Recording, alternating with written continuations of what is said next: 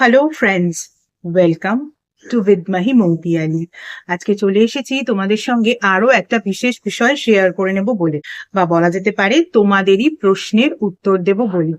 তোমাদের মধ্যে অনেকেই একটা কথা আমাকে বারংবার বলেছো, যে আমার বিভিন্ন ভিডিওজে তোমরা দেখেছো আমি বারংবার বলে থাকি যে ওয়েলথকে অ্যাট্রাক্ট করতে গেলে নিজের মধ্যে পজিটিভ মাইন্ডসেট নিয়ে আসতে হবে, নিজেকে সবসময় পজিটিভলি ভাবতে হবে। এটা তোমরা অনেকে ভেবেছো, তার ফলে অনেক সময় ওয়েলথ ক্রিয়েটেড হয়েছে, কিন্তু সেটার যে একটা কন্টিনিউয়াস ব্যাপার, সেই ব্যাপারটা ঘটছে না। তার জন্য কি করতে হবে?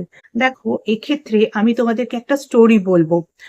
আমাদের মাইথোলজিক্যাল বিভিন্ন স্টোরিজ আমরা আজকাল শোনাই বন্ধ করে দিয়েছি, পড়াই বন্ধ করে দিয়েছি। কিন্তু এই যে মাইথোলজিক্যাল স্টোরিজ, এখানে কিন্তু অনেক রাস্তা বলে দেওয়া আছে। সেইগুলোকে যদি আমরা ডিকোড করতে পারি না, তাহলে কিন্তু আমরা ভেরি ইজিলি আমাদের যেটা প্রয়োজন সেই জিনিসটা পেয়ে যেতে পারি।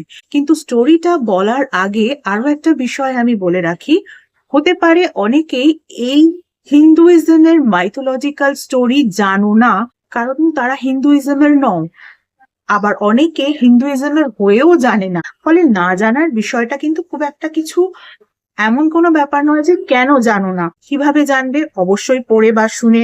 এবারে যারা যারা হিন্দুইজমের নও, তারাও কিন্তু এই বিষয়টা শুনতে পারো, কারণ মাইথোলজিক্যাল স্টোরিজ যেটা আলটিমেটলি আমাদের হেল্প করবে, সেই বিষয়টা কে কোন রিলিজিয়নের তার উপর অতটা ডিপেন্ড করে না, ডিপেন্ড করে বিষয়গুলোকে বোঝা বা বিষয়গুলোকে ডিকোড করা, তাতে নিজের লাইফেও তোমরা এটাকে কাজে লাগাতে পারো। তাই ওয়েলথ ক্রিয়েশনের জন্য যে স্টোরিটা আমি বলবো, সেই স্টোরিটা কিন্তু হিন্দুইজমের না হলেও কম বেশি অনেকেই শুনেছে। তবুও আরেকবার বলার চেষ্টা করি, কারণ এবার আমরা স্টোরিটা বলতে বলতে স্টোরির বিষয় ডিকোড করতে থাকবো। তাহলে শুরু করা যাক। সমুদ্র মন্থন, যে অমৃতের কলস সমুদ্র থেকে উত্থাপিত হয়েছিল সমুদ্র মন্থনের দ্বারা, এই বিষয়টা জানে না বা এই বিষয়টা শোনেনি এমন মানুষ কিন্তু খুব কমই আছে। দেবতা এবং রাক্ষসরা মিলে সমুদ্র মন্থন করে অমৃতের কলসকে উপরে তুলেছিলেন। কিন্তু এই স্টোরিটার ঠিক একটু আগে থেকে আজকের স্টোরিটা শুরু করব। একবার ঋষি দুর্বাসা বা দুর্বাসা মুনি, তিনি একটি মালা নিয়ে দেবরাজ ইন্দ্রের কাছে গিয়েছিলেন। এবার দেবরাজ ইন্দ্র বুঝতে পারেননি সেই মালার মধ্যে মা লক্ষ্মী বিরাজমান। তিনি সেই মালাটির অবমাননা করেন। এবার মা লক্ষ্মীর অবমাননা হয়েছে, মা লক্ষ্মী তো এমনি চঞ্চলা, তখন মা লক্ষ্মী অবমাননায় এবং রাগে সমুদ্র গর্ভে চলে গেলেন। তখন সব দেবতারা একত্রিত হয়ে ভগবান শ্রী বিষ্ণুর কাছে গেলেন, কারণ তিনি ব্রহ্মার সৃষ্টিকে রক্ষা করার দায়িত্বে আছেন। আর মা লক্ষ্মী যখন একেবারে সমুদ্র গর্ভে চলে গিয়েছেন, তখন ওয়েলথ ক্রিয়েটেড হচ্ছে না। এটা শুনে তোমরা ভাবতেই পারো, দেবতাদের কাছে আর টাকা পয়সার কি দরকার? দেবতারা আর টাকা পয়সা নিয়ে করবেই বাকি, কিন্তু দেবতারা না করলেও মনুষ্য গোষ্ঠী তো আছে। কিন্তু ওয়েলথের দেবী যদি না থাকেন, তখন মানুষ ওয়েলথ ক্রিয়েট করবে কি করে? তার সলিউশন নেওয়ার জন্য সবাই একত্রিত হয়ে ভগবান শ্রী বিষ্ণুর কাছে গেলেন। এই যে স্টোরির এইটুকু পার্ট থেকে আমরা কি ডিকোড করতে পারলাম? তোমার ওয়েলথ তুমি যদি প্রপারলি সামলে রাখতে না পারো, প্রপারলি ইউজ করতে না পারো, তাহলে সেটা তোমার হাত থেকে বেরিয়ে যাবেই। অনেকেই আছে মনে করে বোধহয় সেভাবে খরচ না করলে, শুধু সেভ করে রাখলে সেটা সেভ হয়ে থাকবে। অ্যাবসলিউটলি এটা একটা ভুল ভাবনা। তোমার ওয়েলথকে কিভাবে তুমি ম্যানেজ করবে, তুমি কিভাবে তোমার কাছে রাখবে, এই বিষয়টাকে কিন্তু তোমাকে ভালো করে জানতে হবে, আর তোমাকে সেটা রাখতেও হবে। আর যদি তুমি না রাখতে পারো, তাহলে কিন্তু তুমি তোমার ওয়েলথকে ধরে রাখতে পারবে না, তা কিন্তু তোমার থেকে দূরে চলে যাবেই। এবারে সব দেবতারা মিলে যখন ভগবান শ্রী বিষ্ণুর কাছে গেলেন, শ্রী বিষ্ণু তখন তাদের বললেন যে মা লক্ষ্মী যখন সমুদ্র গর্ভে চলে গেছেন, তাহলে সমুদ্র গর্ভ থেকে তাকে ফিরিয়ে আনার জন্য সমুদ্র মন্থন করতে হবে, এবং কিভাবে সমুদ্র মন্থন করতে হবে, কারা কারা সেই সমুদ্র মন্থনে পার্টিসিপেট করবে, সমস্ত দেবতাদের তিনি জানালেন। এইটুকুনি অংশের মধ্য দিয়ে আবার আমরা কি ডিকোড করতে পারলাম?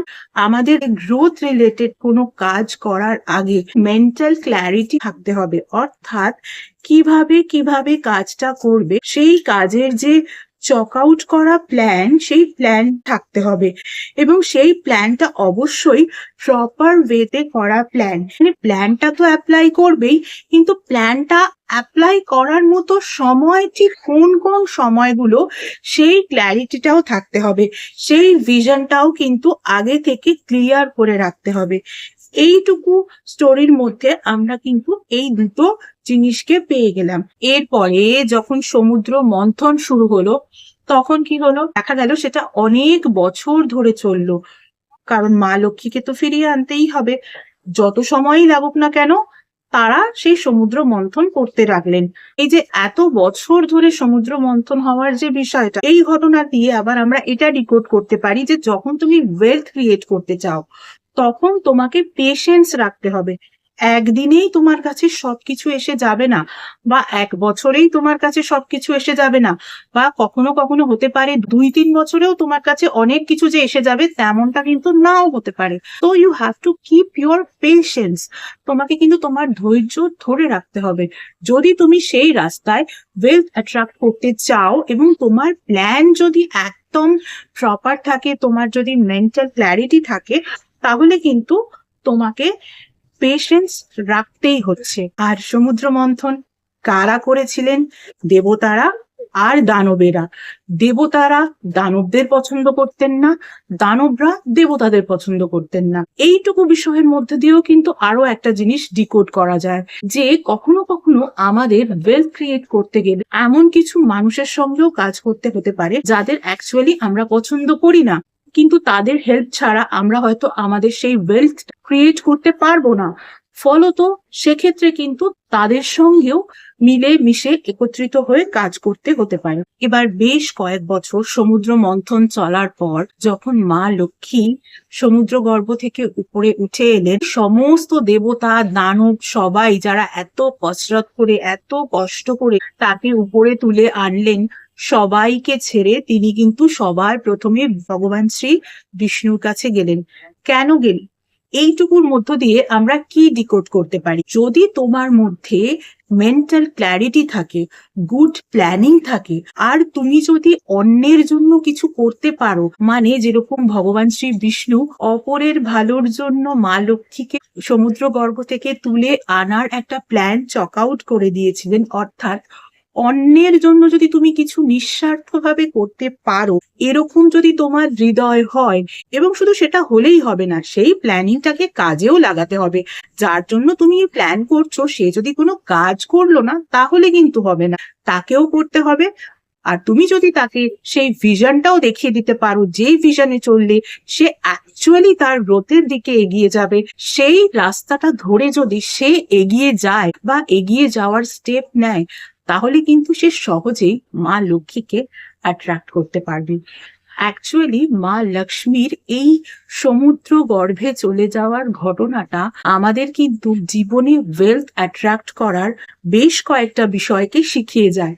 আমরাই ডিকোড করতে চাই না বা ডিকোড করতে পারি না এই স্টোরিগুলোকে, বা অনেক সময় এমন হয় আমরা এগুলো শুনি না, জানি না, করি না, বা শুনলে জানলে পড়লেও অতটা খেয়াল করি না। আমাদের মাইথোলজিক্যাল স্টোরিগুলো কিন্তু এমনি এমনি তৈরি হয়নি, এগুলো কিন্তু আমাদের লাইফের এক একটা লেসন। আমাদের শুধু সেই লেসন গুলোকে নিয়ে নিতে হবে for our good things and all. চলো আজকের মতো এটুকুই। এছাড়া যারা যারা আমার থেকে পার্সোনাল কনসালটেশন নিতে চাও তাদের বলবো, পার্সোনাল কনসালটেশন কিন্তু একেবারেই ফ্রি কনসালটেশন নয়। পার্সোনাল কনসালটেশন কিন্তু পেইড কনসালটেশন। Regarding what?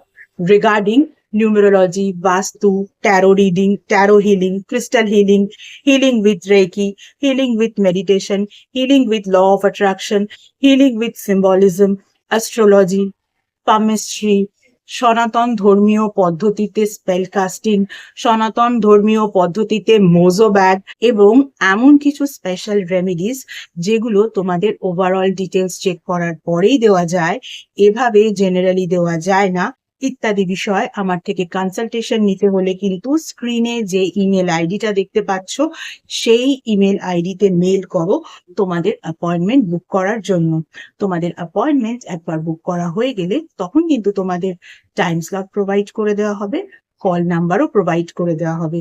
যে টাইম স্লট ওয়াইজ সেই নাম্বারে কিন্তু তোমাদের কল করে নিতে হবে। গত 1 বছর ধরে তোমরা যেভাবে আমার ফেসবুক পেজটাকে লাইক, ফলো, শেয়ার করেছো, আমার পেজে তোমাদের বন্ধুদেরকে ইনভাইট করে নিয়েছো, তাদের বন্ধুদেরকেও ইনভাইট করে নিতে বলেছো, ঠিক একই রকম ভাবে আমার ইউটিউব চ্যানেলটাকেও কিন্তু সাবস্ক্রাইব করতে হবে। পাশে থাকা বেল আইকনটাকে ক্লিক করতে হবে এবং তোমাদের বন্ধুদেরও বলতে হবে তারাও যেন আমার ইউটিউব চ্যানেলটাকে সাবস্ক্রাইব করে নেয়। আজকের মতো এইটুকুই। Tata. Thank you so much.